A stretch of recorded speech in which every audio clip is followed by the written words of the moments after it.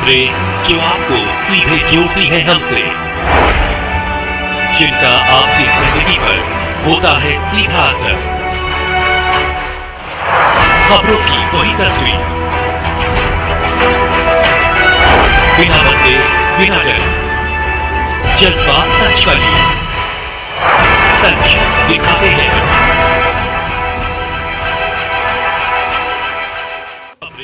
नमस्कार, आप देख रहे हैं विश्वनायक न्यूज और मैं हूं आपके साथ कोमल भारती। आइए बढ़ते हैं खबरों की ओर। नमस्कार, जय हिंद, सत श्री अकाल, अस्सलाम वालेकुम। आप देख रहे हैं विश्वनायक इंडिया न्यूज, जहां उत्तर प्रदेश से जुड़ी हुई पल पल की खबर आपको दिखाते हैं। इस वक्त हम लखनऊ इको गार्डन धरना स्थल पर हम उपस्थित हैं। बात करेंगे, एक पीड़ित व्यक्ति ऐसे यहाँ पर बैठे हैं जो अनिश्चितकालीन अमरण अनशन पर है, जहाँ पर पुलिस उत्पीड़न से परेशान होकर 2 दिन हो गए हैं।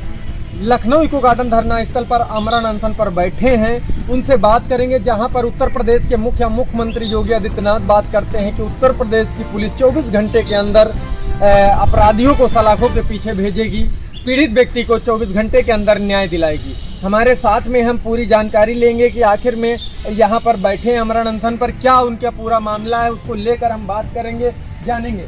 सर, क्या नाम है आपका? मेरा नाम गुरमेल सिंह है जी।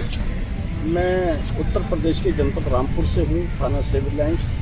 मेरा मोहल्ला अजीतपुर गांव है, बाईपास पर जी। मेरे साथ घटना ये हुई सर कि वर्ष 2018-19 में मेरे बेटे को विदेश भेजने के नाम पर दूर के रिश्तेदार थे सतिंदर सिंह और उनके बेटे ने जी दोनों ने मिलकर के जो है ठगी की, और ठगी करके विदेश विदेश भेजने के नाम पर ठगी, इंग्लैंड में वर्क वीजा व PR दिलाने के नाम पर 15 लाख रुपए की ठगी की। अच्छा, 15 लाख रुपए। 7 लाख रुपए एक वाहन उनसे हमने क्रय किया था जी। उसके सारे डॉक्यूमेंट्स मुझको जो है साइन करके दिए, सारा कुछ। लेकिन उसके बाद में 10 महीने बाद जब मेरा काम नहीं हुआ और मुझे चेक दे दिया, एक लिखित समझौता दिया कि साहब आपका जो है हम इतने दिन में हम आपका जो है पैसा दे देंगे, उसमें लिखित समझौता भी मुझे दिया गया। अच्छा, मतलब थाने में सुलह समझौता हुआ जी जी, दिखाएं कैमरा में। हाँ, तो उसके बाद में सर वो जो चेक था जो 10 जून 2019 का दिया था, वो 20 जून को मैंने लगाया।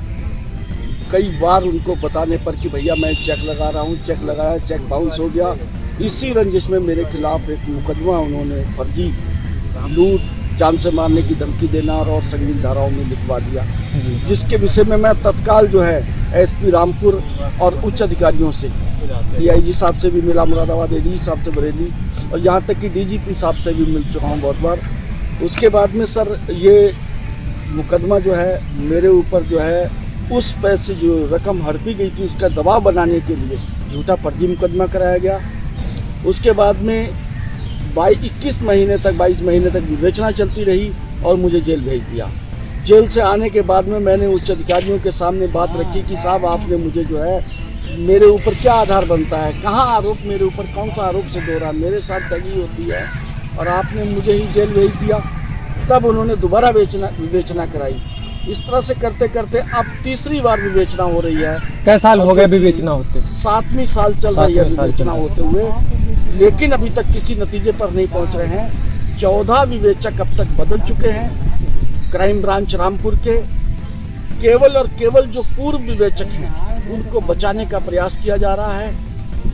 साफ कह रहे हैं विवेचक कि भाई आपको अगर न्याय दिलाते हैं तो हम जो पूर्व विवेचक हैं वो फंस जाएंगे हमारे, और इसलिए हमारी मजबूरी है कि हम आपके फेवर में रिपोर्ट नहीं लगा सकते, और इसलिए मुझे न्याय नहीं। क्या कहेंगे मुख्यमंत्री जी से? मैं मुख्यमंत्री जी से ये कहता हूँ कि साहब मेरी विवेचना जो है जी, जो इस समय जो प्रचलित है उसको किसी राज्य स्तरीय एजेंसी से, CBCID से, आपके पास बहुत सारी एजेंसियाँ हैं, आप मुझे न्याय दिला सकते हैं, तो मेरी विवेचना जो है किसी राज्य स्तरीय एजेंसी से कराई जाए ताकि मुझे न्याय मिले।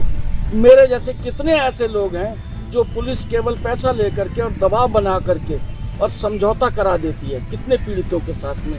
मैं ये चाहता हूँ कि किसी निष्पक्ष एजेंसी से जांच कराई जाए और दूध का दूध, पानी का पानी किया जाए।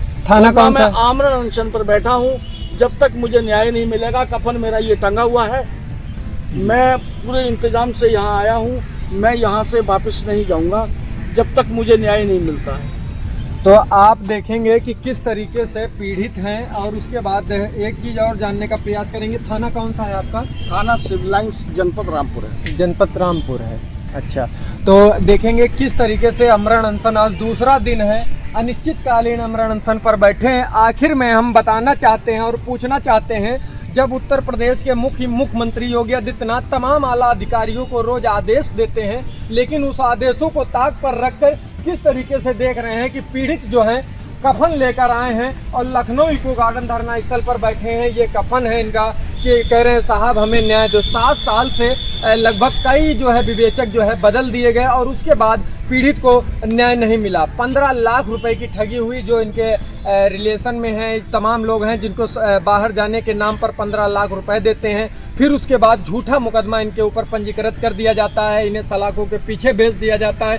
जब अपने न्याय अधिकार के लिए तमाम आला अधिकारियों के पास जाते हैं तो अपने 2 स्टार वर्दी बचाने के लिए कहीं ना कहीं लीपापोती की जा रही है, और उसके बाद ऐसे व्यक्ति को दर दर की ठोकर खाने के लिए आखिर में प्रशासन उच्च अधिकारी बैठकर क्यों मजबूर करते हैं। लगातार ऐसी खबर भी विश्वनायक इंडिया न्यूज आपको दिखाने का प्रयास करता है, जहां पर उत्तर प्रदेश के मुख्यमंत्री योगी आदित्यनाथ बात करते हैं कि लखनऊ इको गार्डन में देखेंगे तो कम से कम वहां पर जो है पीड़ित व्यक्ति आते हैं। आखिर में यहां पर बैठे हैं, दूसरा दिन है, तमाम लोग और भी बगल में हैं, कई महीनों से यहाँ पर जो है लेटे हुए हैं। शायद एक आशा लगाए बैठे हैं कि शायद हमारी बात को माननीय मुख्यमंत्री योगी आदित्यनाथ संज्ञान में लेंगे और पीड़ितों को और हम पीड़ितों को न्याय दिलाने में सक्षम नजर आएंगे। लेकिन कहीं ना कहीं आपने देखा, और पूरा बयान आपको मैंने रूबरू कराया और दिखाया कि आदमी जिस तरीके से पीड़ित हो अपने न्यायाधिकार के लिए यदि थाने में और तमाम आला अधिकारियों को एप्लीकेशन देता है कि साहब हमें न्याय दिला दीजिए, तो जिसके पास पैसा होता है वही व्यक्ति जो है